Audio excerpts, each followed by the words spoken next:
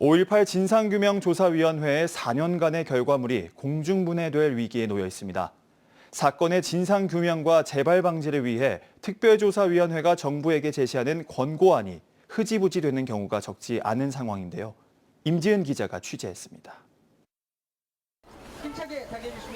최대 4년, 한시적으로 활동하도록 규정됐던 5.18 진상규명조사위원회. 이처럼 특별법에 따라 꾸려진 조사기구들의 최종 목적은 진상규명만이 아닙니다. 진실이 확인됐다면 그에 맞는 명예회복과 보상도 이어져야 합니다. 따라서 각각의 조사위들은 그간의 조사 내용을 바탕으로 정부에 권고안을 전달하고 있습니다. 과거사는 정부가 이어받아야 하는 평생 숙제임을 제시하는 셈입니다.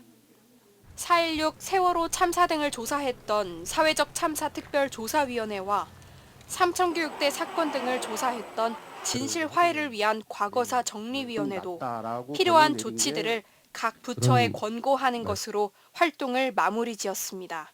먼저 세월호 참사와 피해자 사찰 등 그 이후 행위로 인한 국민 희생과 피해, 권리 침해에 대한 국가의 책임 인정과 공식적 사과를 권고하기로 하였습니다.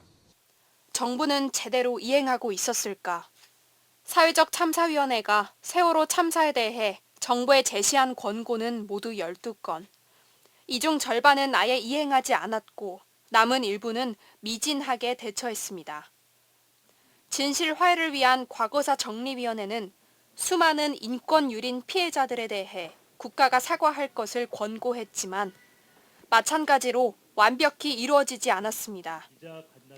정권이 바뀌고 과거사 후속 업무에 대한 의지가 없어지면 결국 수년 동안의 조사가 물거품이 될 수 있다는 지적이 나옵니다.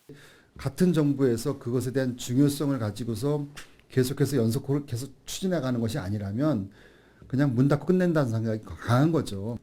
그러니까 서류로 갔다 오고 검토 중 또는 향후에 적절한 시기에 추진 여부를 검토하겠음. 이런 문서가 왔다 갔다 하는 거죠. 5.18 진상규명조사위원회의 활동도 아쉬운 부분이 많습니다.